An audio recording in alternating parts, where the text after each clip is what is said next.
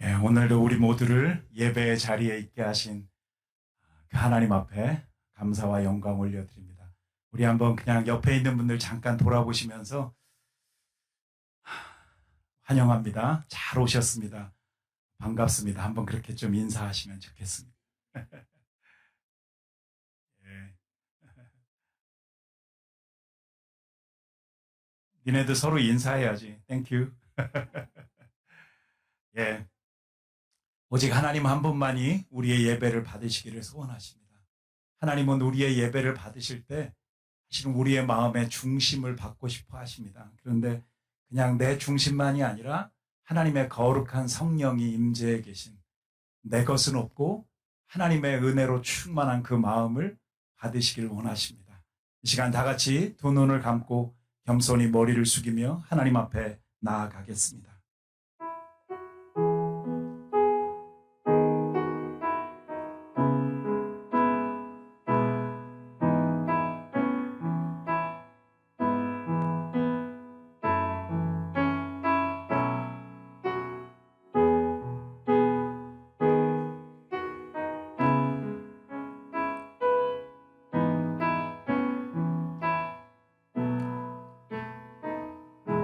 야곱아, 너를 창조하신 여호와께서 지금 말씀하시느니라. 이스라엘아, 너를 지으신 이가 말씀하시느니라. 너는 두려워하지 말라. 내가 너를 구속하였고 내가 너를 지명하여 불렀나니 너는 내 것이라. 하나님 아버지, 오늘도 우리 한 사람 한 사람을 나의 것, 나의 자녀라고 부르시는 하나님 앞에 이 시간 우리 한 사람 한 사람이 하나님 앞에 예배하며 나아갑니다.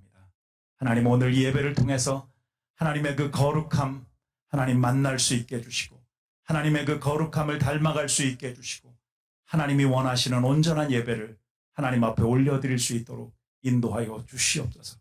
오직 주님 한 분만이 예배를 받으시기 합당하신 것을 믿습니다. 우리의 마음의 중심을 드리오니 주여 받아주시고 이 예배가 하나님께 감사가 넘치는, 기쁨이 넘치는 향기가 되어지도록 역사해 주시옵소서. 감사합니다. 예수님의 이름으로 기도합니다. 아멘. 우리 사도신경을 통해서 우리의 신앙을 함께 고백하는 시간을 갖겠습니다. 함께 고백합니다. 전능하사 천지를 만드신 하나님 아버지를 내가 믿사오며 그 외아들 우리 주 예수 그리스도를 믿사오니 이는 성령으로 잉태하사 동정녀 마리아에게 나시고 본디오 빌라도에게 고난을 받사 십자가에 못 박혀 죽으시고 장사한 지 사흘 만에 죽은 자 가운데서 다시 살아나시며 하늘에 오르사 전능하신 하나님의 우편에 앉아 계시다가 저리로서 산자와 죽은 자를 심판하러 오시리라. 성령을 믿사오며 거룩한 공회와 성도가 서로 교통하는 것과 죄를 사하여 주시는 것과 몸이 다스리는 것과 영원히 사는 것을 믿사옵나이다. 아멘. 우리 모두 그 자리에서 일어나서 오늘 우리 가운데 살아계신 그 하나님, 그 예수 그리스도 그분의 이름을 함께 하나님 앞에 찬양하기를 원합니다. 우리 한번 그분 앞에 큰 박수로 영광 올려드리며 나아가기를 원합니다. 할렐루야.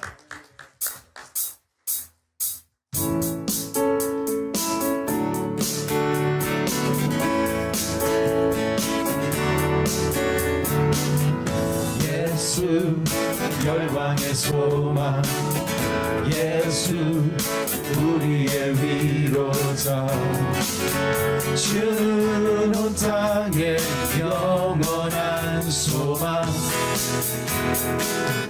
예수 어둠 속의 빛, 예수 변함없는 진리, 주는 온 땅의 빛이 되시네. 우리 위해 죽으시고 다시 사신 생명의 주, 주님만이 소망이요 변함없는 발톱이라. 주님만이 온 세상을 비추시네. 저 죽음에서 부활하신 우리 구주 영광의 왕, 주를 믿는 모든 자의 살아계신 주를 믿네. 한 번 더 고백합니다. 예수 열방의 소망. 예수 열방의 소망, 예수 우리의 위로자, 주는 온 땅의 영원한 소망. 예수 어둠 속의 빛. 예수 어둠 속의 빛, 예수 변함없는 진리, 주는 온 땅의 빛이 되시네. 우리를 위해 죽으시고 다시 사신 생명 위에 죽으시고 우리 위해 죽으시고 다시 사신 생명의 주, 주님만이 소망이요 변함없는 반석이라. 주님만이 온 세상을 비추시네. 저 죽음에서 부활하신 우리 구주 평강의 왕, 주를 믿는 모든 자의 소망 되신 주를 믿네. 주를 믿네. 주를 믿네. 한 번 더 주를 믿네. 주를 믿네. 눈물을 흘릴 때처럼 주 말씀이 선포되고 또 주의 종 모세의 때와 같이 언약이 성취되네. 비록 전쟁과 기근과 핍박 환난 날이 다가와도 우리는 광야에 외치는 소리, 주의 길을 의지하라. 돌아주니 구름 타시고 다시 올 때 다시 오시네. 모두 외치세 은혜니 시온에서 구원이 임하네. 애쓰는 벌판처럼 마른 뼈가 살아나며 또 주의 종 다윗의 때와 같이 예배가 회복되네. 추수할 때가 이르러 돌판은 휘어졌네. 우리는 추수하리 뿐 되어 주 말씀을 선포하리. 돌아주니 구름 타시고 나팔 불 때에 다시 오시네.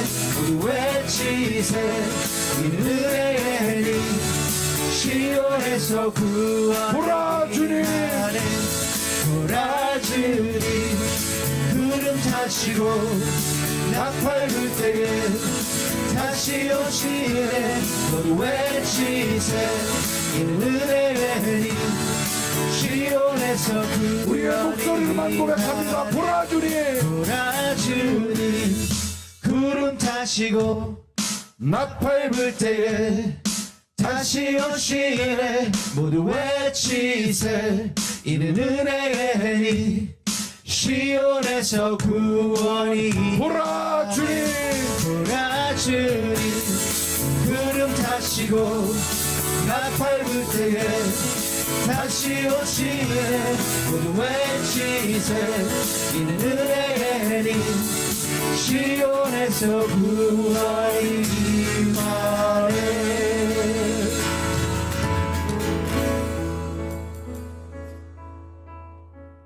다리치 자리에 앉아서 함께 찬양하겠습니다. 완전하신 나의 주,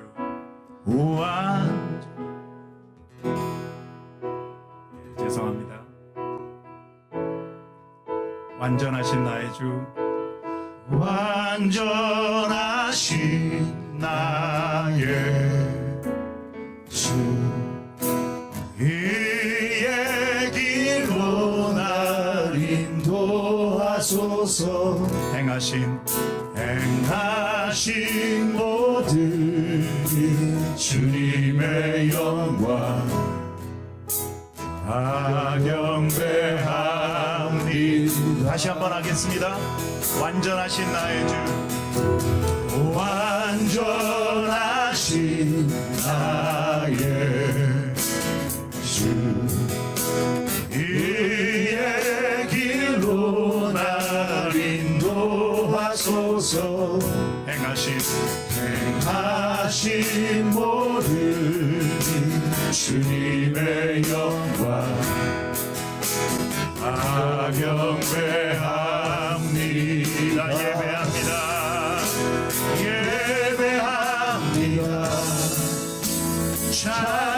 찬양합니다. 주님만 날 다스리소서. 예배합니다.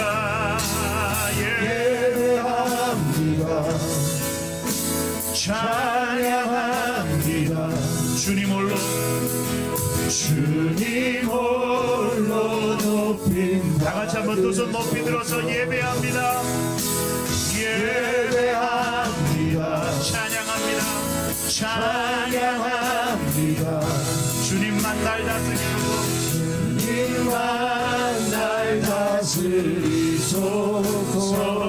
예배합니다.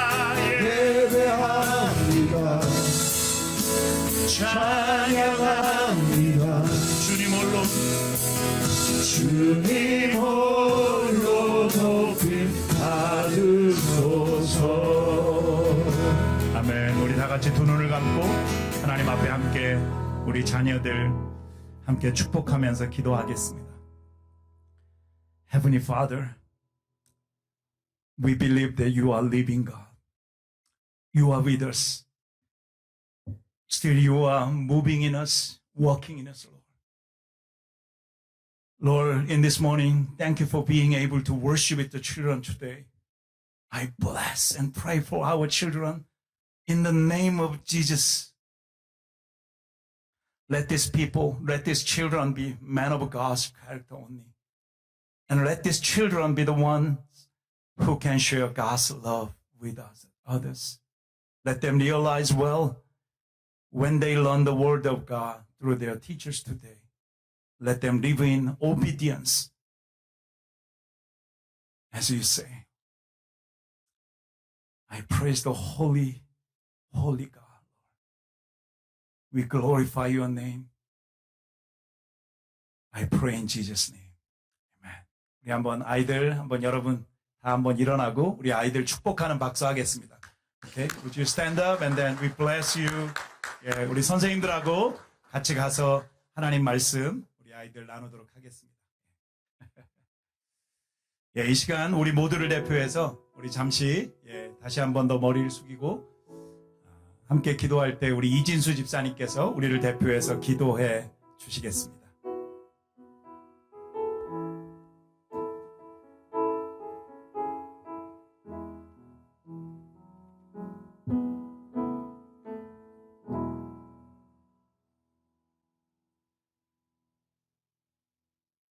사랑의 하나님 감사합니다.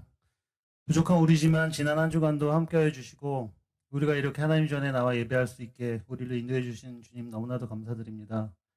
하나님 지난 한 주간 생활하면서 세상과 세상의 유혹, 시험에 빠지고 먼저 그 나라와 그 일을 구하기보다는 내 기쁨과 욕심으로 주님을 생각하지 않고 살아갈 때 있었습니다. 이 시간 회개합니다. 용서하여 주시옵소서. 또한 우리가 알게 모르게 지은 죄들 다 용서하여 주시고 주님만 의지하며 살아가는 우리가 될 수 있도록 인도하여 주시옵소서. 하나님, 지금 세계 여러 나라에서 전쟁과 홍수, 기근과 가뭄, 인플레이션 등으로 여러 가지 어려움을 가지고 살아가고 있습니다. 이 모든 어려움을 이겨내게 하여 주시고 그 과정을 통해 하나님만이 세상을 통치하시며 살아계신 나의 구주이심을 깨닫는 역사가 나타나길 기도합니다. 또 우리 가정 가운데 문제들이 있습니다. 모든 것을 아시는 주님, 협력하여 선을 이루시는 주님을 믿습니다. 이 모든 문제를 통해 하나님의 선하신 계획을 알게 하여 주시고 온전히 주님께 나의 삶을 드리는 믿음의 성도가 되게 하여 주시옵소서. 또 돌아오는 9월 9일 찬양과 기도 집회가 있습니다. 정말 이 리자이나 땅에 성령의 불을 내려주시고 주님께 돌아오는 회복의 시간이 될 수 있도록 주님 그 가운데 함께하여 주시옵소서.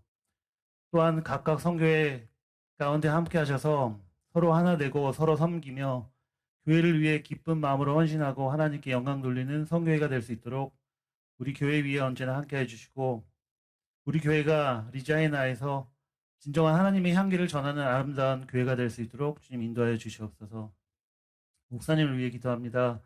목사님 가정 가운데 항상 사랑과 행복이 넘치게 하시고 사모님이 이곳으로 들어오는 과정에서 함께하여 주셔서 여권이 나오는 시기까지 합당한 시간에 주시기를 원합니다. 또 목사님이 하시는 여러 가지 사역이 있습니다. 그 가운데 함께 하셔서 주님의 기쁨을 전하는 데 부족함 없게 기름 부어주시고 특히 건강을 주셔서 주님의 하시는데 아무 염려 없도록 인도하여 주시옵소서. 지금은 예배 시작하는 시간입니다. 마치는 시간까지 함께 하시고 여러 가지 일들로 참석시 못한 저희 아름다운 교회 성도들 가운데도 동일한 은혜를 내려주시옵소서. 이 모든 말씀 예수님 이름으로 기도드립니다.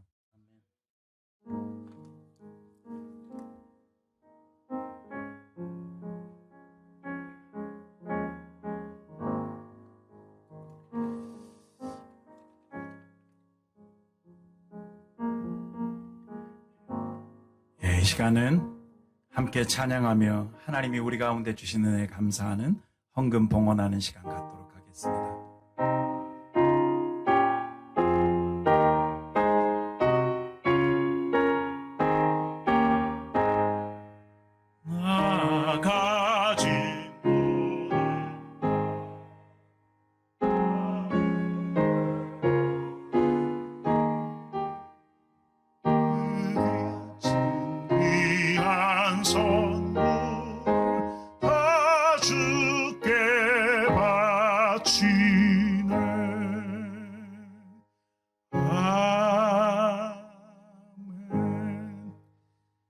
드려진 헌금 봉헌하며 하나님 앞에 기도합니다.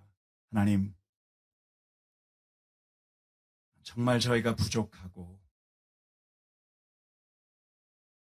여전히 허물이 많은데 그럼에도 불구하고 여전히 우리를 사랑하시고 우리에게 하나님의 복을 붓고 계신 것을 인해서 감사합니다. 여전히 호흡하게 하시고 여전히 생각하게 하시고 여전히 무엇인가 결정하고 결단하고 움직이고 하나님 그럴 수 있는 은혜를 지금도 우리 가운데 붓고 계신 그 하나님을 찬양합니다. 하나님의 은혜가 아니면 우리가 이 자리에 있을 수도 없고 하나님의 은혜가 아니면 우리가 이 땅에서 이 생명을 누리며 살 수 없다는 사실을 다시 한번 인정합니다. 하나님, 오늘도 그 은혜에 감사해서 하나님 앞에 예물을 드린 모든 손길들, 또 이 예배의 자리에 나온 당신의 사랑하는 자녀들 한 사람 한 사람 하나님 기억해 주시고 하나님 정말 이들이 이 땅을 살아가는데 그리고 하나님의 나라를 누리며 은혜를 누리며 살아가는데 모든 필요한 은혜들을 하나님 넉넉히 공급해 주시기를 간절히 소원합니다. 이 물질이 쓰여지고 이 물질이 흘러가는 곳에 하나님의 사랑이 흘러가게 해주시고 사람의 생각이나 사람의 욕심이 아니라 하나님의 영광이 하나님의 뜻이 이루어질 수 있도록 역사해 주시옵소서. 주님 사랑합니다. 주님 감사합니다. 예수님의 이름으로 기도합니다. 아멘. 오늘 우리에게 주시는 하나님의 말씀 우리 모두 일어서서 함께 봉독하겠습니다. 요한복음 2장 말씀입니다. 요한복음 2장 13절부터 22절 말씀까지 함께 저와 여러분이 한 절씩 봉독하겠습니다. 유대인의 유월절이 가까운지라 예수께서 예루살렘으로 올라가셨더니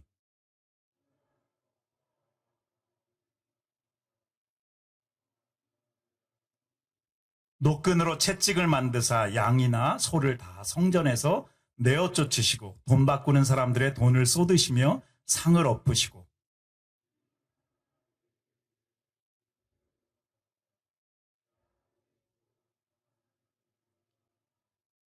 제자들이 성경 말씀에 주의 전을 사모하는 열심이 나를 삼키리라 한 것을 기억하더라.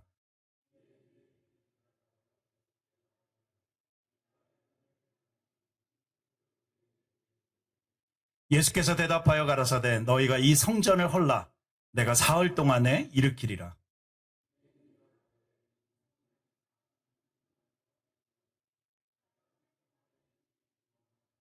그러나 예수는 성전된 자기 육체를 가리켜 말씀하신 것이라. 22절 함께 봉독합니다.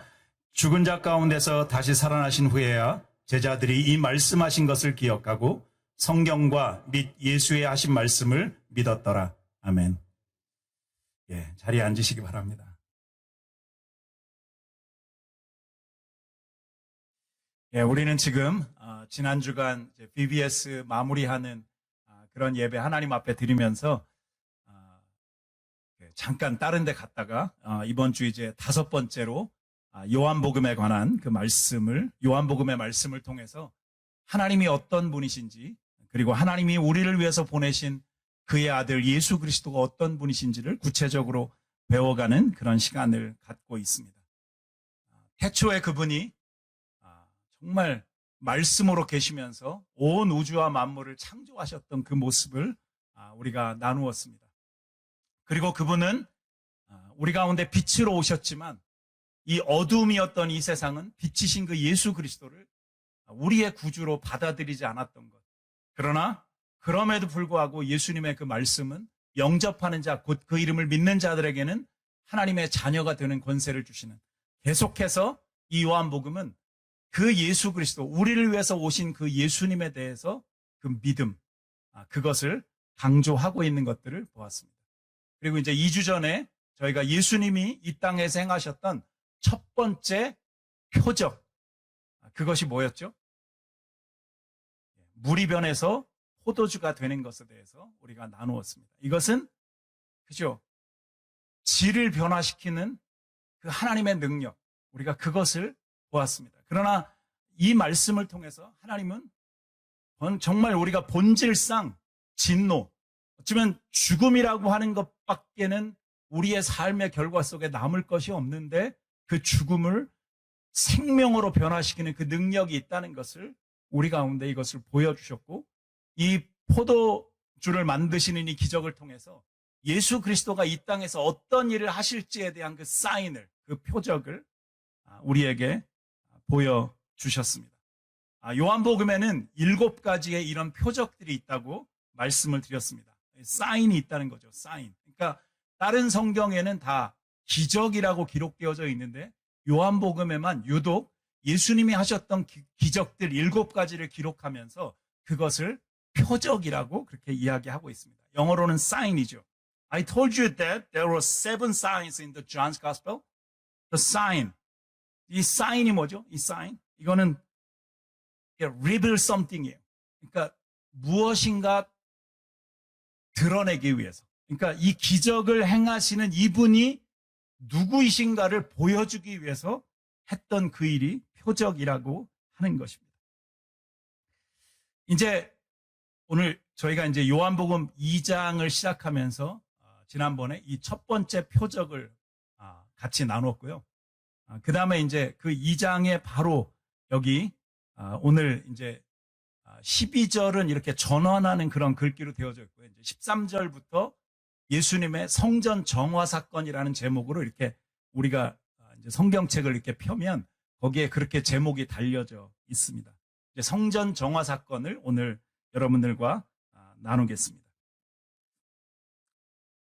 이 성전, 이 정화 사건은 사실은 우리가 정화 사건이라고 이렇게 이제 되어져 있으니까 정화 사건이라고 이렇게 이야기하지만 사실은 정화 사건이라고 이야기하는 것보다는 사실은 이 중간에 가보면 예수님께서 지금 그 예루살렘의 성전에 계신데 그 성전을 헐어버려라. 그러니까 완전히 디스트로이 해라. 완전히 부셔버려라. 그 이야기를 하면서 내가 사흘 만에 다시 성전을 다시 일으킬 거다. 이제 그런 그 말씀을 하시는 것을 이렇게 보면 사실은 이 본문 전체를 통해서 깨달을 수밖에 없는 것은 그냥 이렇게 성전에 들어오셔서 단순하게 성전에 좀 뭐 이렇게 깨끗하게 청소하는 이게 아니고 완전히 기존에 있었던 그런 성전을 허물어 버리고 새로운 성전이 필요하다라고 하는 것을 말씀하고 있는 그런 장면입니다. 여러분, 성전이 뭐죠? 성전. 이렇게 우리가 템플이라고 이야기하기도 하고, 그죠? 우리가 보통 이렇게 이제 교회에 이런 것을 생츄어리라 그러죠. 메인 생츄어리라 그래요. 여기가 지금 대성전이에요. 성전은 그죠? 하나님 앞에 예배가 드려지는, 그냥 구약으로 이야기하면 하나님 앞에 제사를 드리는 그런 장소이고, 그냥 현대적인 의미로 한다면 이렇게 회중들이 모여서 하나님 앞에 예배하고 말씀도 듣고 찬양하고 그런 장소를 성전이라고 이야기합니다. 그러나 사실은 성경적으로 진짜 성전은 하나님을 만나는 장소입니다. 하나님의 은혜를 경험하는 장소이고, 그냥 사람들이 왔다 갔다 하는 그런 곳이 아니라 정말 거룩하신 하나님과 대면하는 그런 장소가 성전입니다. 자, 오늘 본문으로 돌아가서 한번 하나씩 살펴보고 싶습니다. 오늘 이 사건은 이제 갈릴리에서 그 첫 번째 표적을 행하셨던 그 주님이 어디로 가셨습니까? 지금 오늘 이 사건이 일어나고 있는 장소가 어디죠? 지금 조금 전에 예수께서 예루살렘으로 올라가셨다 그랬어요. 그러면 예루살렘이 어디입니까? 지금 이 당시는 헤롯 성전이 세워져 있던 곳입니다. 그러니까 이제 솔로몬의 성전이 있었고요. 그 다음에 여기 이제 그것이 다 뭐랄까요, 무너졌었어요. 그래서 이제 성전을 뭐 다시 짓기도 하고 여러 가지 했지만, 그러나 이제 이 헤롯 시대에 와서 사실은 성전을 다시 지었어요. 예루살렘에다가 성전을 엄청나게 크게 지었습니다. 근데 이제 사실은 다 그 당시에 그 유대 지방에는 시나고그라고 하는 회당이 있었어요. 그러니까 뭐 작은 모임 장소 같은 곳에서 사람들은 보통 상황에서 그런 곳에서 말씀을 나눴다면, 유대의 중요한 절기에는 이 성전에 모든 사람들이 모여서 하나님 앞에 제사를 드립니다. 그러니까 마치 명절 때 우리 한국 사람들이 이제 뭐 다음 주인가요? 추석인데 그런 때 되면 온 가족들이 모이는 것처럼, 여기 특별히 여기 보니까 유대인의 명절 뭐예요? 6월절에 예수님이 예루살렘에 올라가셨어요. 그러니까 그 성전에 이 6월절에 예수님이 올라가셨어요. 여러분, 이 6월절이 뭐죠? 우리는 보통 6월절 그러면, 저도 어릴 때 그렇게 알았던 것 같아요. 6월이 되면 뭔가 지내는 절기인가 보다, 그렇게 생각했어요. 그냥 It's not an event on June. 이게 6월에 드리는 그런 이벤트는 아니에요. 이거는 뭔가 아니하면 뭔가 넘어간다라는 뜻을 가지고 있어요. 이 6월절은 패스오버라 그래요. 영어로 패스오버. 뭔가를 넘어간다라고 하는 거죠. 근데 유대인들에게 있어서 이 6월절은 너무도 중요한 사건인 거예요. 왜냐하면 유대인들이 그 이집트, 애굽이라고 하는 곳에서 430년 동안 종살이하던 시절이 있었어요. 그러니까 슬레이브로 430 years 동안 그 이집트에서 슬레이브로 그렇게 지냈어요. 그런데 그 430년이 지날 때쯤 모세라고 하는 한 지도자가 나타나서 그들을 그 애굽으로부터 이끌어냅니다. 모세는 이 이스라엘 백성들을 애굽에서 끌어내기 위해서 그 당시에 바로 왕과 협상을 합니다. 여러 차례 만나서 어떻게든 이 애굽 백성들을, 이 유대인들을, 애굽 백성들 가운데 이 유대인들을 내보내 달라고 그렇게 이야기를 계속해서 합니다. 그러나 계속해서 이 왕은 거절을 하죠. 결국에는 이제 모세가 그런 상황에 하나님과 이야기하면서 그 애굽 땅에 10가지의 재앙을 내립니다.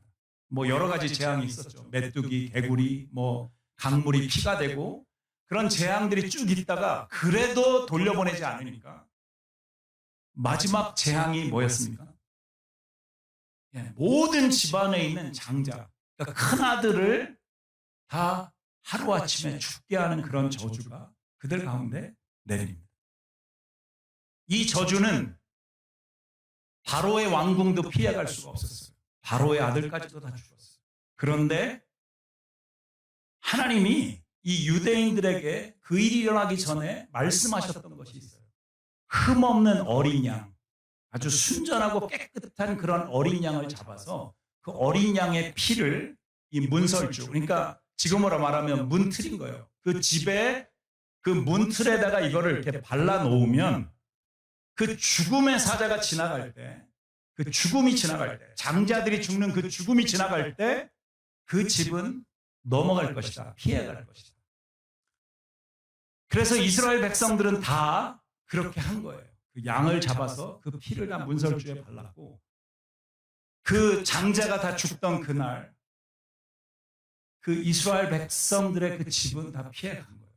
그것을 기념하는 것이 유월절인 거예요. 그러니까 이스라엘 백성들에게 이 유월절은 생명과도 같은 그런 절기인 거예요. 그것을 잊을 수가 없는 것입니다.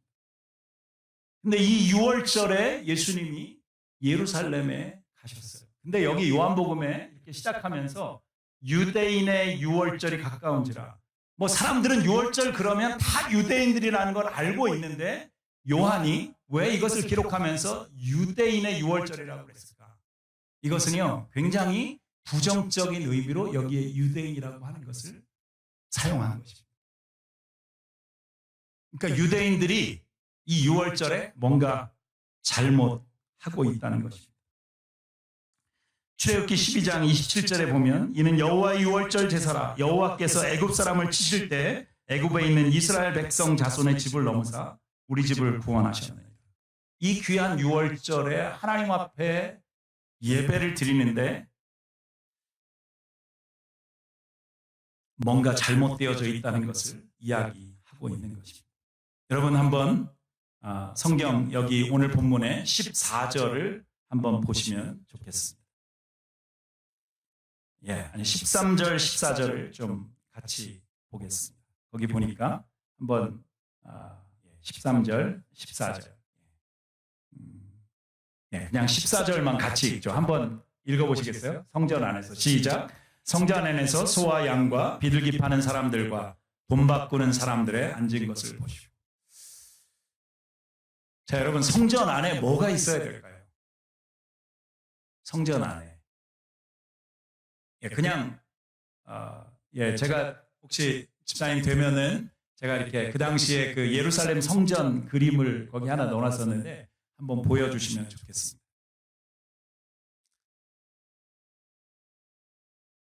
이게 그 당시에 예루살렘 성전의 모습입니다. 그냥 이렇게만 봐가지고는 뭐 별로 크지 않네, 여러분들이 이렇게 생각할 수 있어요. 그런데 여기 우리 지금 교회 그 뒷마당이 있잖아요. 여기 저는 저기를 늘 보면서 진짜 좋다, 이 땅 좀 내가 가지면 안 될까 막 이런 생각을 할 때에서 욕심이 나가지고. 그런데 진짜 넓죠 저기가. 그러니까 거의 한 370m에서 한쪽이, 그리고 다른 한쪽은 400m가 훨씬 넘는 그런 넓은 땅이에요. 그리고 거기에 가운데 저렇게 성전이 세워져 있어요. 저기에 들어가면 그 성전 그 마당에 가면 남자의 뜰도 있고 여자의 뜰도 있고 이방인의 뜰도 있고 뭐 여러 가지가 있어요. 그런데 지금 여기는 어디냐면 이방인의 뜰이에요. 그러니까 이방인들은 사실은 여기 처음에는 이 성전에 여기 뭐 들어갈 수도 없었죠. 그렇지만 어쨌든 나중에 이제 이방인들도 들어올 수 있게 하면서 이방인의 그 뜰이 있었는데 이제 그곳에 지금 일어나고 있는 그 일을 지금 이야기하고 있는 것입니다. 근데 성전 안에 지금 이 소나 양과 비둘기를 파는 사람들이 있으면 안 되는 거예요. 당연히 밖에는 있을 수 있지만 지금 그리고 또 거기 어떤 사람들이 있냐면 돈을 바꾸는 사람들이 있는 거예요. 환전상이 있는 거예요. 돈을 바꾸는 사람들이 지금 성전 안에까지 들어와 있는 것입니다. 여러분 그 당시에 구약 시대에 제사를 드리기 위해서 꼭 필요했던 것이 있어요. 뭐가 있죠? 제사를 드리려면 제물이 있어요. 그러니까 이 제물로 소나 양이나 비둘기 같은 것들을 뭐 그 사람의 어떤 그 수준에 따라서 드릴 수 있도록 그렇게 했어요. 그런데 여기는 예루살렘 그 가까이에 사는 사람들만 와서 그 유월절을 지내는 것이 아니고요. 이 유월절은 전 세계에 흩어져 있던 유대인들이 다 모이는 거예요. 그러니까 굉장히 먼 거리에서부터 뭐 요즘같이 무슨 버스를 타거나 내가 운전하고 올 수 있는 것도 아니니까 걷고 걸어서 지금 여기 예루살렘까지 오는 겁니다. 그러니까 아무리 집에서 내가 좋은 재물을 준비해 가지고 여기까지 온다고 해도 오다가 상할 수도 있고 재물이 못 쓰게 될 수도 있는 거예요. 그러니까 이제 이게 세월이 이렇게 지나면서 어떤 게 생겼냐면 그 성전 주변에서 재물들을 팔고 있었던 거예요.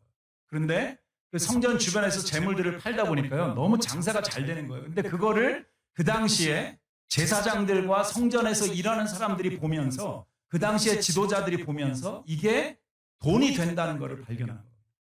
그래서 아예 성전 안에다가 그렇게 재물을 팔 수 있는 사람들을 들여온 겁니다. 그리고 더군다나 그 당시에는 성전세를 1년에 반세겔이라고 하는 돈을 내게 돼 있어요. 은전으로 된 그런 돈인데 그거를 내야 되는데, 그 당시에 통용되던 화폐는 로마의 화폐를 대부분 쓰고 있었어요. 근데 로마의 화폐를 가지고 성전세를 낼 수가 없는 거예요. 그러니까 이 성전에 성전에 와서 이 세겔이라고 하는 성전세를 바치는 그거를 로마 돈을 세겔로 바꾸면서 뭐를 했겠어요? 환전하는데 수수료를 받았을 거예요. 그것도 만만치가 않았던 거죠. 어쨌거나 이 성전 안에 그래서 돈을 벌고 싶은, 부자가 되고 싶은, 어쩌면 돈에 미쳐버린 사람들이 성전 안에 두지 말아야 될 것들을 둔 것입니다. 그리고 하나님을 향한 온전한 제사, 하나님을 향한 온전한 예배는 없고 그저 자신들의 욕심을 채우는 것으로 이 성전이 가득했던 것입니다. 그러니까 예수님이, 여러분 15절에 보니까 이렇게 말씀하고 있어요. 노끈으로 채찍을 만드사 양이나 소를 다 성전에서 내어 쫓으시고, 돈 바꾸는 사람들의 돈을 뒤집어 엎으시며 돈을 쏟으시며 상을 엎으시고, 예수님이요 분노하셨어요. 여러분, 예수님은 어떤 분이시죠? 우리가 알기는요, 예수님은 이런 분이에요. 사랑이 많으시고 언제든지 인내하시고 온유하시고, 어떤 일이 있어도 내가 어떤 죄를 지어도 끝까지 나를 품고 용서하시는 그런 분이세요. 여러분, 그런 주님을 믿으십니까? 우리는 당연히 주님이 그런 분이라고 생각해요. 그러나 주님은 필요한 때는 정말 의롭게 분노하시는 분이세요. 여러분의 엄마 아빠가, 여러분의 부모님이 여러분 우리 자녀들을 한번 생각해 보시면 좋겠어요.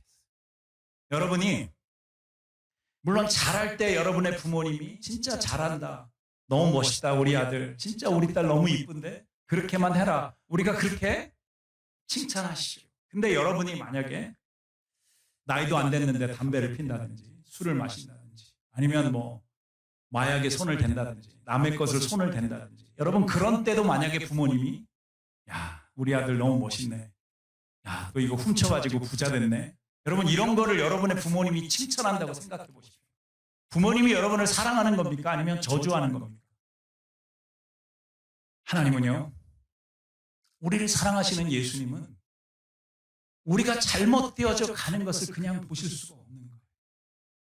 그래서 그 자녀를 위해서 분노하시는 거예요.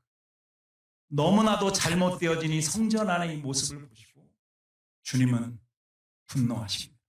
그리고 의도적으로 이 채찍을 만드셔서 그 장사하고 있는 사람들을 내리치십니다. 그리고 상을 엎으시고 그 비둘기 파는 사람들에게 이거 가지고 나가라고 이야기합니다. 16절에 비둘기 파는 사람들에게 이르시되 이것을 여기서 가져가라. 그러면서 주님의 그 말씀이 뭡니까? 같이 한번 읽으시겠습니까? 내 아버지의 집으로, 시작. 내 아버지의 집으로 장사하는 집을 만들지 말라. 여러분, 교회가 어쩌면 이 시대의 성전과 같은 곳이죠. 지금 이 시대로 이야기합니다. 여러분, 교회에 오셔서 여러분들 혹시 이렇게 장사할 수 있다는 생각을 해보신 적이 있으십니까? 여러분이 저한테 그럴 수 있어요. 목사님, 한 3주 전에 저희 교회에 거라지 세일 했잖아요. 그거 교회가 장사한 거 아니에요? 장사한 거죠. 그러나 중요한 것은요, 방향이 문제예요. 장사를 해서 어떤 이익을 남겼는데 그것을 누가 그 베네핏을 챙기느냐. 저희는 이 거라지 세일을 통해서 그리고 이제 그 얼마 전에 음식 판매하고 이것들로 한 3,800불 정도, 제가 정확한 금액은 기억이 안 나는데 아마 그 정도가 저희 선교 그 어카운트에 일전도 안 틀리게 다 들어갔습니다. 그리고 이제 그것이 여름 성경학교와 또 앞으로 저희 교회가 감당해야 될 그런 선교 사역을 위해서 쓰여지게 될 것입니다. 그런데 오늘 이 성전에서 이루어지고 있는 이것은요, 그 당시에 제사장들과 유대 지도자들과 하지만 그 성전에서 일하는 사람들이 폭리를 취하고 있는 것입니다. 자신들의 욕심을 채우고 있는 것입니다. 그런데 여러분, 이 시대에 우리가 교회에 와서 여전히 하나님을 예배하고 하나님 앞에 헌금 드리고 하나님 앞에 뭔가 열심히 기도하는 이유가 단지 내 필요가 채워지고 내가 복을 받고 내가 더 많은 것들을 누리기 위한 것이라면, 하지만 오늘 우리도 이 당시의 제사장들과 이 당시에 이 성전에서 정말 일하고 있었던 사람들과 똑같은 그런 나쁜 짓을 우리도 하고 있는 것이죠. 사실은 하나님이 우리를 얼마든지 축복하실 수 있고 우리를 물질적으로 부유하게 하실 수 있고 우리를 유명하게도 하실 수 있습니다. 그러나 그것이 하나님의 영광을 위해서 드려지는 것이 맞는 것이죠. 여러분, 개인의 영광이나 개인의 욕심이나 개인이 더 많은 것들을 누리도록 그것이 아니라 그것을 통해서 하나님의 뜻이 이루어지고 하나님의 영광이 드러날 때 우리는 우리의 삶으로 하나님 앞에 온전한 예배를 드리는 것입니다. 오늘 하나님 앞에 나와서 예배하는 여러분의 중심에는 무엇이 있으십니까? 여러분의 자녀가 조금 더 잘 되는 것, 그것 때문에 이 자리에 계십니까? 여러분이 조금이라도 이 이민사회에 와가지고 뭔가 빨리 안정되고 뭔가 돈이라도 좀 벌어보고 내가 어느 날 한국에 계신 내 부모님이나 내 이웃과 친척들에게 내가 이렇게 이민 와서 당당하게 멋있게 잘 살고 있다, 여러분 이런 것들을 보여주고 싶어서 혹시라도 이 자리에 계십니까? 아닙니다.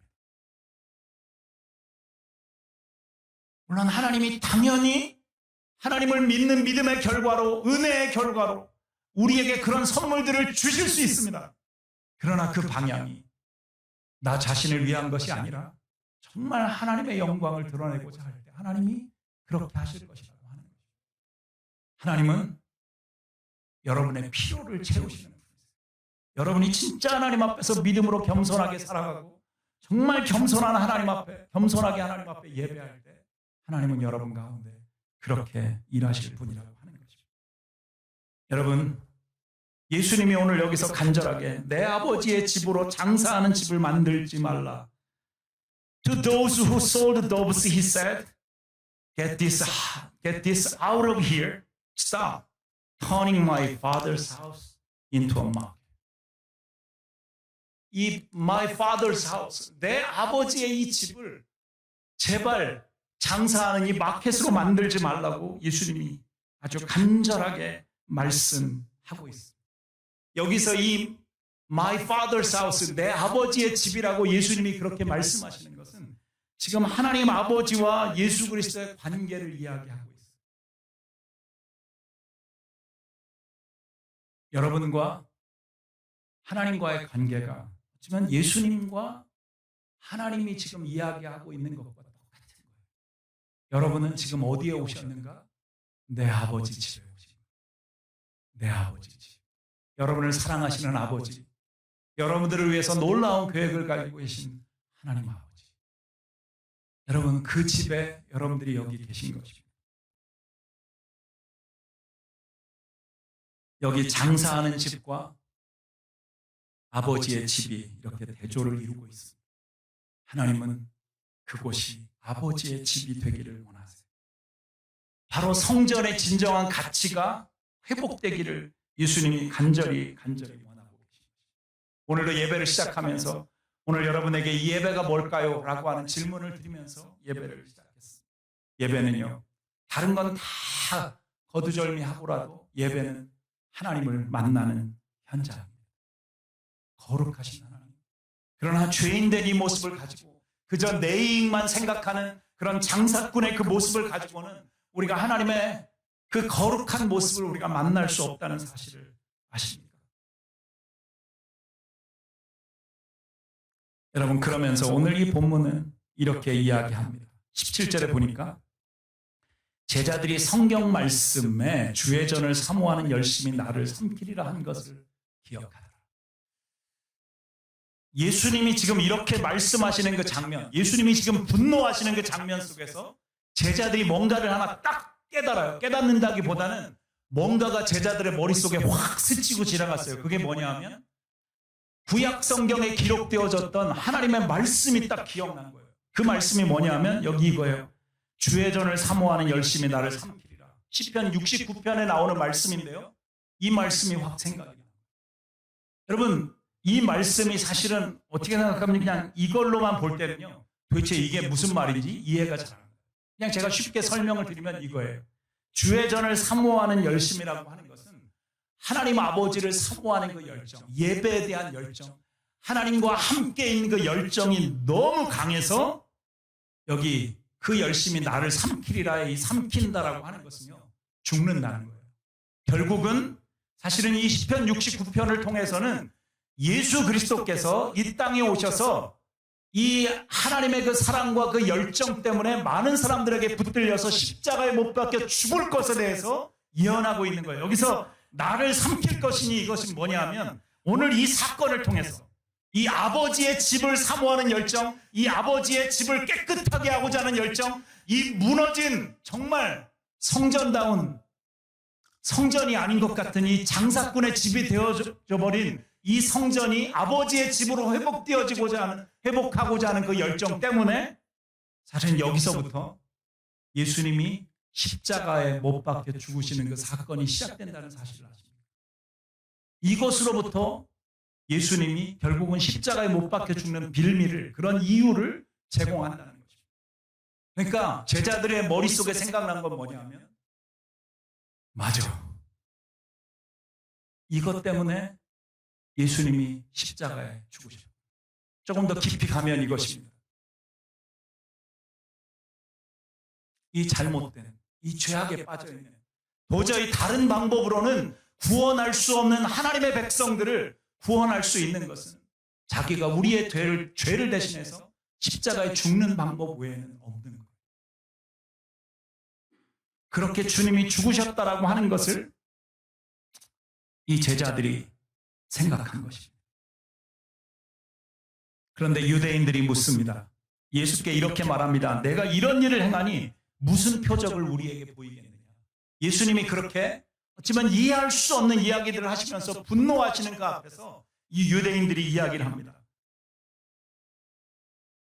종교 지도자들이 지금 이야기하고 있는 것이죠. 근데 그때 예수님의 그 대답이 이것입니다. 뭐라고 이야기하시죠? 19절에 예수께서 대답하여 가라사대 너희가 이 성전을 헐라 내가 사흘 동안에 일으키리라. 여러분, 여기 그 다음에 이렇게 이제 설명이 나오죠. 유대인들이 이야기하는 게 나와요. 이 성전이 몇 년 동안 지어졌다 그랬어요? 46년 동안 성전을 지었어요.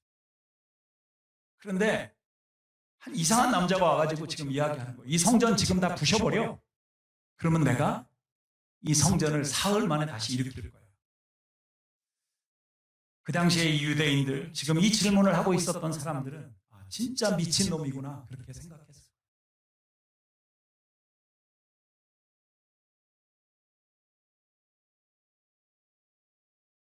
그런데 오늘 이 말씀은 여기 이렇게 이야기하고 있어요. 그러나 예수는 성전된 자기 육체를 가리켜 말씀하신 것이죠. 여러분, 예수 그리스도가 이제는 성전이신 거예요. 그러니까 지금 그 예루살렘 성전 같은 그 화려한 그런 건물, 그런 성전이 필요 없다는 거예요. 이제 예수님 자신이 성전이기 때문에 그분이, 그리고 그분을 통해서 사람들이 진정한 예배를 하나님 앞에 드릴 수 있다라고 하는 것을 이야기하고 있는 것이죠. 여러분, 이것 이후에 사실은 이제 요한복음 3장에 가서 니고데모와 물과 성령으로 거듭나야 구원을 얻을 수 있다는 것에 대해서 예수님 말씀하십니다. 그리고 이제 4장에 가면은 수가성 우물가에 물을 길러왔던 한 여인과 예수님이 긴 대화를 나누시는 장면이 나옵니다. 여기까지 예수님은 우리가 진짜 회복하고 살아야 될 하나님과의 관계, 그리고 하나님 앞에서 우리가 회복해야 될 진정한 예배가 어떤 것인가를 말씀하고 있습니다. 여러분, 이 사건 이후에 예수님께서 예배에 대해서 사람들에게 가르칠 때 이 예수님은 건물이나 어떤 방법이나 이런 것들에 대해서 이야기하지 않아요. 예수님이 가르치시면서 가장 쉽게 우리 가운데 설명한 것은 신령과 진정으로 예배해라. 그러니까 그냥 더 쉽게 이야기하면 너희의 마음의 중심이 중요하다. 너희의 마음에 진짜 생명인 나, 예수 그리스도가 있는가가 중요하다. 너희의 마음의 중심에 하나님의 성령이 충만한가, 이것이 중요하다라고 이야기하는 것입니다. 그냥 교회 와서 그런 척하는 그런 그리스도인이 아니라, 그냥 교회 와서 어떤 직분을 가지고 있다고 잘난 척하는 그런 그리스도인이 아니라, 이 교회에 와서 뭔가 장사해보고 이익이나 누리려고 하는 그런 거짓된 모습이 아니라 정말 살아계신 하나님 앞에 마음의 중심을 다해서 예배하는, 그리고 예수님께서 우리의 모든 죄를 십자가에서 담당하셨다는 것을 믿고 정말 정직하게 예배하는 그런 사람들을 찾고 있다는 것을 말씀하고 계신 것입니다. 저는 오늘 여러분에게 감히 이렇게 도전합니다. 오늘 설교 제목이 여러분의 성전을 새로 지어야 된다는 그런 제목으로 말씀을 드리고 있습니다.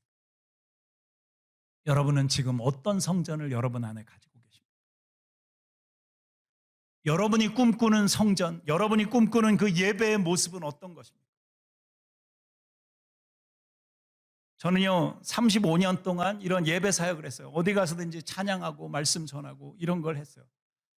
사실은 늘 제 귀에는요 이 소리 같은 거에 너무 민감해요. 사실은 지금 막 몇 주 동안 제가 막 굉장히 이렇게 스트레스 받는 게 있는데, 저희 교회 지금 유튜브로 나가는 그 사운드가요 진짜 엉망이에요. 아주 최악이에요. 이걸 어떻게 들어줄 수가 없는 거예요. 그래서 막 그냥 내 거 다 팔아서라도 이거 사운드 시스템을 다시 만들어야 되나, 막 이 생각들을 하고, 이제 저 뒤에 있는 민선자매랑 뭐 우리 저 홍 집사님이랑 어떻게든 좀 이걸 해보려고 저희가 수요일 날마다 모여가지고 막 뭐 테크니컬리 막 이런 것들을 지금 하고 있어요. 근데도 뭔가 오늘도 이상하대요. 제가 나오는데 목사님 진짜 완전 최악이에요. 지금 막 그렇게 이야기를 해가지고 이걸 어떻게 해야 되나. 지난 수요일 날 막 이런 거 저런 거 바꿔봤는데도 아직도 잘 안 돼요. 그러니까 저도 어쩌면 한때는 그런 걸 많이 생각했던 것 같아요. 화려한 예배, 박수가 있고 조명이 있고 진짜 멋있는 사운드 시스템이 있고. 하지만 제가 사역을 하는 동안 경험할 수 있는 모든 예배들은 다 경험해 본 것 같아요. 저 아프리카 시골에 가서 아무것도 없이 그 흙먼지 나는 데서 진짜 먼지 펄펄 날리면서 아이들하고 춤추고, 이렇게 저 모슬렘권에 가서 입을 다물 수밖에 없어요. 찬양을 할 수도 없고 기도를 할 수도 없고 성경을 읽을 수도 없고, 그런 데서 그냥 조용히 침묵하면서 드릴 수밖에 없는 그런 예배들도 경험했어요. 정말 수천 수만의 사람들이 모여있고 엄청난 사운드에 엄청난 조명과 어쩌면 세상의 가수들도 부러워할 만큼 그런 무대들도 경험을 했어요. 그러나 오직 남는 것은 예수님과 나예요. 여러분, 이 예배가 드려지고 나서 하나님과 여러분 사이에 무엇이 남을까요?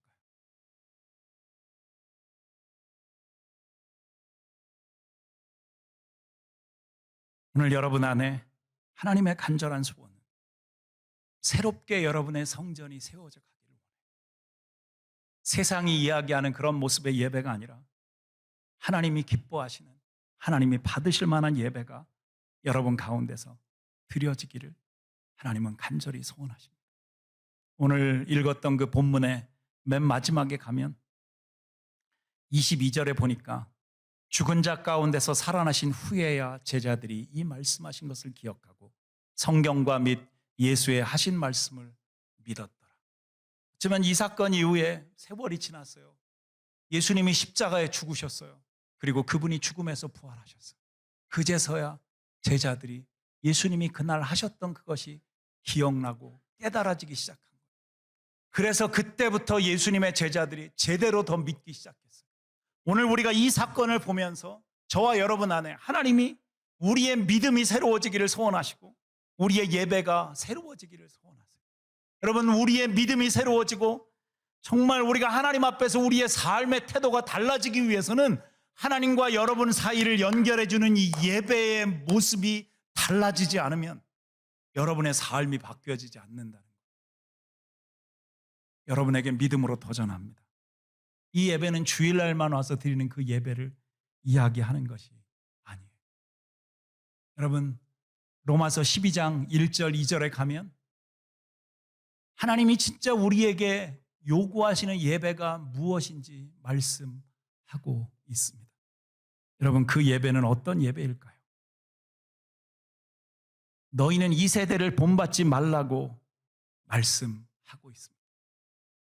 그리고 하나님의 그 거룩한 뜻을 제대로 분별해서 이 디선먼트에서 제대로 분별해가지고 하나님이 기뻐하시는 거룩한 산제사 living sacrifice를 하나님 앞에 드리라고 그렇게 이야기하고 있습니다. 여러분의 비즈니스 현장에서, 여러분이 친구들을 만나는 그 삶의 관계 속에서, 여러분이 누군가의 대화 속에서, 여러분의 가정에서 자녀들과의 관계 속에서 하나님은 거룩한 예배가 드려지기를 소원하세요. 여러분, 그것은 다른 방법으로 되어지지 않아요. 하나님의 말씀이 여러분 안에 있어야 돼요. 간절하게 소원하고 싶어요. 제가 저녁마다 그 아침에 할 큐티를 이렇게 보내드리잖아요. 어떤 때는 저도 막 정신을 잃고 있다가 막 들쑥날쑥하지만 그거를 이렇게 보낼 때마다 기도해요. 하나님, 누군가는 이 말씀을 읽고 진짜 삶의 변화가 일어나게 해주십시오. 하나님은요, 우리의 작은 신음에도 응답하시는 분이세요. 그냥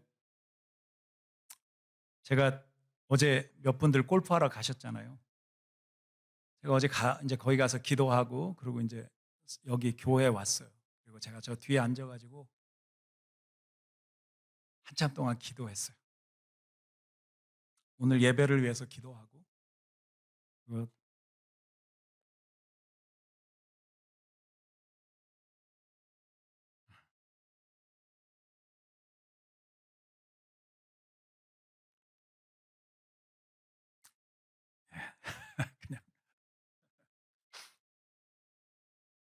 그냥 누군가 교회에 오시면 좋겠다. 하나님, 그렇게. 네. 하여튼 이따가 뭐 소개하겠습니다. 근데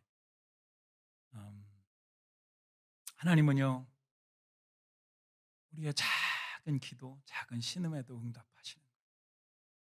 여러분이 다시 한번 말씀을 붙들고 씨름할 줄 아시면 좋겠어요.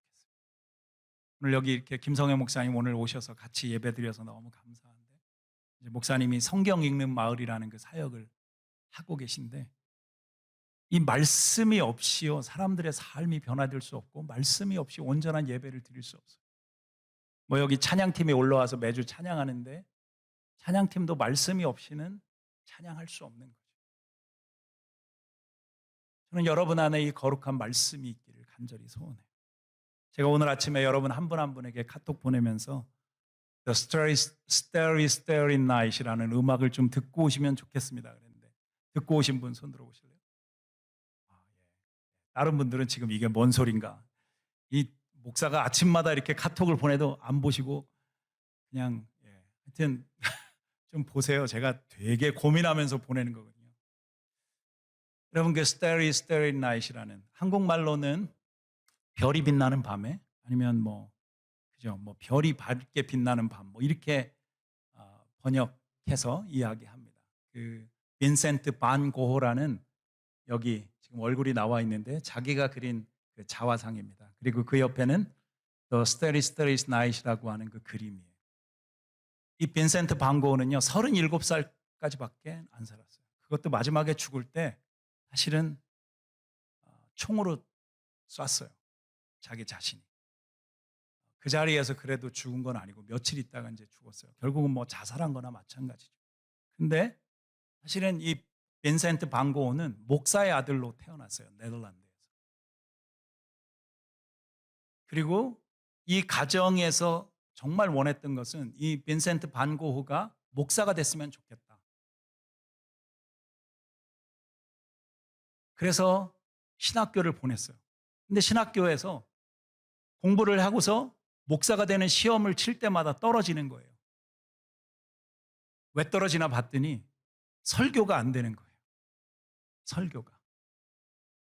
그러니까 사실은 이 빈센트 반 고흐한테는 뭐 사람들이 이렇게 이야기하는 거 보면 뭐 간질병도 있었고 약간의 어떤 정신질환 같은 것도 있지 않았을까. 그리고 되게 그 다른 사람들에게 뭔가 말하는 것이 되게 어려운 그런 사람이었어요.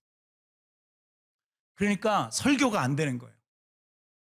그래서 이 네덜란드 이 뭐랄까요? 그 어떤 교단에서 이 빈센트 반 고흐한테 그러면 한번 6개월 동안 탄광촌에 가가지고 말씀을 좀 전해봐라. 거기 가서 목회를 좀 해봐라. 그래서 그 6개월 동안 너를 통해서 누군가가 예수를 믿으면 목사 안수를 줄게. 그래서 이 빈센트 반 고흐가 그 시골에 그 탄광촌에 갑니다. 그곳에 가서 교회에서 사역을 하는데 말씀을 전하는데요. 사람들이 다 졸는 거예요. 그리고 그냥 예배 드리다가 나가는 거예요. 빈센트 반 고흐의 이 고흐의 그림 중에 보면은 진짜 그 예배 때 졸고 있는 사람들의 모습이 있어요. 가끔 여러분 모습 같을 때도 있다니까요. 하여튼 그런 모습의 그림이 있어요. 근데 6개월이 지나고 나서 이 교회 지도자들이 찾아왔어요. 근데 아무도 변화된 사람이 없는 거예요. 교회는 더 어렵게 되어지고. 그러니까 거기에서 이 반 고흐한테 내려진 결정은 뭐냐면 당신한테는 절대로 앞으로 목사라고 하는 그 직분을 줄 수가 없다. 더 이상은. 그래서 그냥 거기서 그렇게 파이어를 당해요.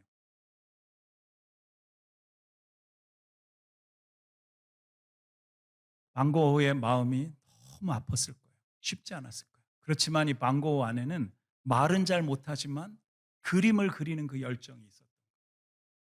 뭐 고갱이라는 진짜 유명한 그 화가하고 오랫동안 지내기도 하고 뭐 슬픈 이야기들이 많이 있는데 그런 과정 속에서 이 반 고흐가 그 탄광촌에서 그렸던 두 가지의 유명한 그림이 있어요. 하나는 감자를 먹는 사람들이라는 그 이렇게 시커먼 사람들이 이렇게 앉아가지고 감자를 먹는 그림이 있고요. 지금 여기 다음에 있는 그림 하나 보여주시겠어요? 여러분 이게 그 유명한 그 탄광촌의 스타리 나잇이라는 그림. 여기 보면 사이프러스라는 그 나무가 하늘을 찌르듯이 어쩌면 하나님에 대한 열정이 있는 반 고흐의 그 마음을 나타내는지 모르겠어요. 달도 떠 있고 별들도 빛나고 있어요. 여러분 빈센트 반 고흐의 그 스테리 나잇이라는 그 노래를 이렇게 들어보시면 거기 보면 뭐 블루, 옐로우 이런 것들이 나옵니다. 반 고흐의 그림의 특징은 블루하고 옐로우가 있어요. 여러분 이 블루가 상징하는 것은요. 하나님의 강력한 임재를 상징해요. 그리고 옐로우는 하나님의 그 강력한 임재로 부어지는 그 은혜를 받은 사람들의 그 따뜻한 그 모습을 나타내요. 그래서 반 고흐의 그림에는 이런 색깔들이 많이 있어요. 그런데 여러분 저기에 이렇게 지금 정확하게 잘 보이지 않는데 여러 개의 집들이 그려져 있는데 그 집집마다 창문에 노란색 빛이 비쳐나오고 있어요. 그러니까 집집마다 다 지금 하나님의 은혜가 있다는 거예요. 그런데 유독 저 가운데 교회 그림이 있어요. 저 교회의 창문에는요 빛이 없어요. 반 고흐가 본 것은 이것입니다. 다른 곳에는 빛이 있는데 오히려 교회 안에는 그냥 블랙인 거예요. 하나님의 따뜻한 임재가 없는 거예요. 하나님의 사랑이 없는 거예요. 여러분, 여러분에게 믿음으로 도전합니다. 아름다운 교회 성도님 여러분 한 분 한 분. 오늘 이곳에서 이 말씀을 듣고 있는 여러분 한 분 한 분. 여러분의 삶을 통해서 이 따뜻한 노란 빛에 하나님의 임재로 가득한 기쁨과 감사, 감격, 은혜가 여러분들을 통해서 또 다른 사람들에게 비춰질 수 있기를 간절히 소원합니다. 아무런 빛도 없는 저 교회. 어쩌면 이것은 우리가 부끄러워해야 될 것이라고 생각합니다. 그럼 우리가 더 겸손한 모습으로 하나님 앞에 그렇게 설 수 있기를 간절히 소원합니다. 함께 기도하겠습니다.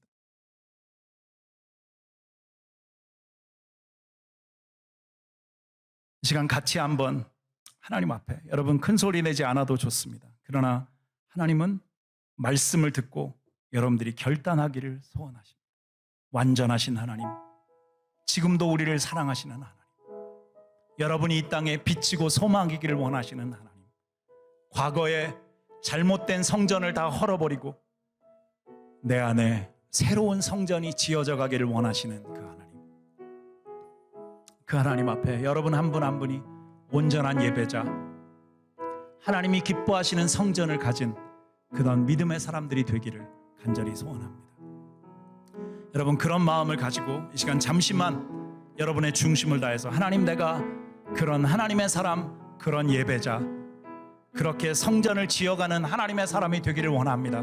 우리가 그렇게 기도하기를 소원합니다. 함께 기도하겠습니다. 살아계신 하나님, 정말 우리 한 사람 한 사람이 이 땅에 하나님 온전한 예배를 드릴 줄 아는 아버지, 누군가 정말 성전이신 예수님, 그리고 내 안에 거하셔서 이미 내가 성전이 되게 하신 그 하나님 앞에 하나님, 우리로 부끄럼 없는 아버지 그런 인생을 살아갈 수 있도록 하나님 도와주시옵소서.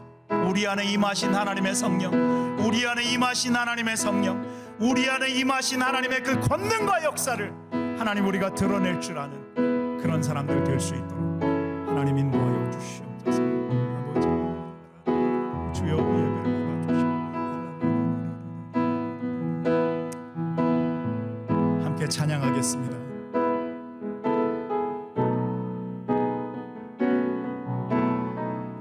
완전하신 나의 주, 완전하신 나의 주, 이의 길로 날 인도하소서. 행하신 모든 주님의 영광 다 경배합니다. 예배합니다. 예배합니다. 찬양합니다. 주님만 날 다스리소서. 예배합니다. 예배합니다. 찬양합니다. 주님 홀로 높임 받으소서. 다 같이 두 손 들어서 예배합니다. 예배합니다. 찬양합니다. 주님만 날 다스리소서. 할렐루야. 예배합니다. 찬양합니다. 주님 홀로 높임 받으소서.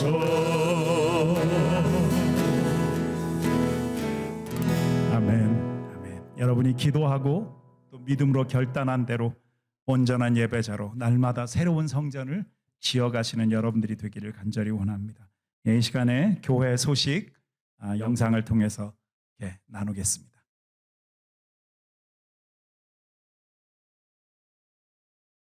(8월 28일) 주일 아름다운 교회 소식입니다. 지난 한 주간도 승리하며 살 수 있도록 인도하신 하나님께 감사를 드립니다. 9월부터 새로운 학기가 시작되기에 대학생 자녀들이 다시 학교가 있는 도시로 돌아가고 있습니다. 어디에 가든 하나님의 사람으로 거룩하게 살고 또한 공부를 통해서도 하나님의 영광을 드러내도록 기도를 부탁드립니다.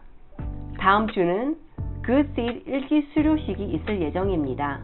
이기는 9월 둘째 주 화요일부터 시작될 예정입니다. 일기 신청을 원하시는 분들은 뒤에 신청서에 이름을 적어주시기 바랍니다. 많은 분들이 신청하셔서 아름다운 교회 모든 성도들이 누군가를 전도하고 그리스도의 제자로 세우는 일들을 감당할 수 있기를 원합니다. 9월 9일 금요일 저녁 7시에 리자이나의 영적 부흥을 위한 찬양 집회가 진행됩니다. 주변의 이웃들을 초청해서 하나님의 풍성한 은혜를 찬양을 통해 나눌 수 있기를 원합니다. 한두 가지 기도를 꼭 부탁드립니다. 아름다운 교회의 중고등부와 주일학교 어린이들에게 복음을 전하고 훈련할 수 있는 사역자가 잘 세워지도록 기도해 주시기 바랍니다. 리자이나 유니버시티의 새로운 학기에 전도의 문을 열어주시고 또한 전도할 수 있는 기회도 열어주셔서 많은 젊은이들이 하나님 앞에 나올 수 있도록 기도해 주시기 바랍니다. 새로운 한 주간도 우리 안에 날마다 거룩한 성정을 세워가기를 원합니다. 리자이나의 아름다운 하나님 나라를 세워가는 아름다운 교회가 전합니다. 그렇고 많이들 이제 저 밴쿠버나 또 어디죠? 캘거리 이런 데를 이렇게 돌아가고 있고, 근데 하여튼 학생들이 그곳에 가서 잘 지낼 수 있도록 그렇게 여러분 계속해서 기도해 주시면 좋겠습니다. 또 오늘 가정들이 운전하고 이렇게 가신 분들도 계시고 그런데 또 안전하게 잘 돌아오실 수 있도록 이렇게 기도. 캘거리 이런 데를 이렇게 돌아가고 있고, 예, 오늘 저희 교회 이렇게 방문해 주시고 또 함께 예배하신 분들 이렇게 계신데 매튜하고 우리 지민자매 웰컴. 네, 하여튼 웰컴하고요. 우리 김성영 목사님도 지난번 금요 집회 오셨었는데, 예, 목사님과 사모님 또 웰컴합니다. 예. 예. 또 우리 경민이 형제, 제가 조남을 못 외워가지고 제가 어제 경륜 형제만 이름 진짜 멋있게 지었다. 하나님의 그 경륜을 따라서. 우리 아마 동집사님하고 다 우리 한번 가족 다 일어나시면 우리 한번 웰컴 하겠습니다. 예. 제가 알기는 아름다운 교회 성도님들이 훨씬 더 오래전부터 알고 계신 것 같아요. 저는 이제 어제 처음 이렇게 뵀는데, 예, 경민이 형제나 우리 경륜이 형제 아빠가 훨씬 더 잘생기셨어요. 예, 하여튼 너무 감사하고 이곳에서 지내는 동안 진짜 이렇게 가족이 더 정말 하나 될 수 있는 그런 기회 되시면 좋겠습니다. 그 다음에 우리 하버랜딩의 이장님이신지 아니면 여기 예, 우리 호재 아버님 드디어 오늘 교회 오셨는데 너무 우리 환영하고, 글쎄 그래도 이장님 한번 일어나시죠. 저희가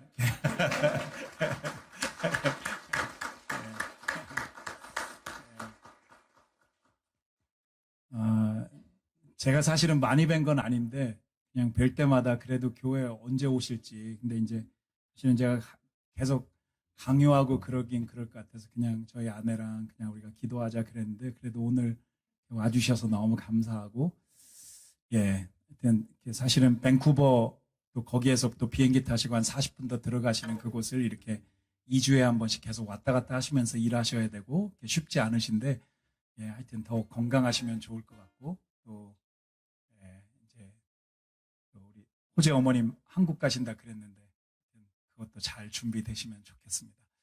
예, 오늘 이렇게 여러분 오셔서 함께 예배해서 너무 반갑고, 혹시 제가 소개 안 한, 목사님 진짜 나쁘다, 혹시 다 했어요? 진짜? 제가? 예. 혹시 안 한 분 없는 거 아닌가? 예. 어쨌든 여러분 너무 환영하고 감사합니다. 우리 다 일어나서 우리 같이 패회송 함께 찬양하고 축도로 예배 마무리하겠습니다. 우리를 사용하셔서 함께 찬양합니다.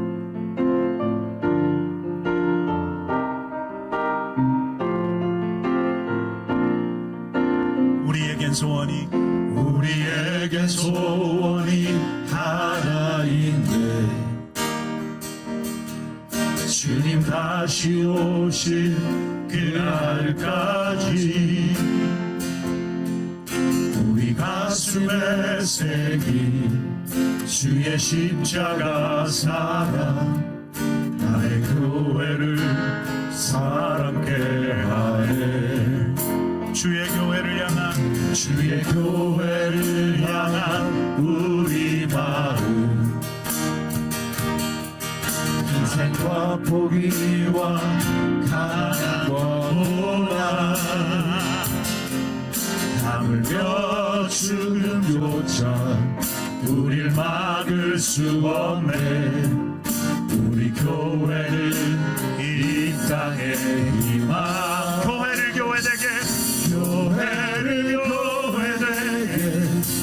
이 예배되게 아버지 우리 사용하소서. 진정한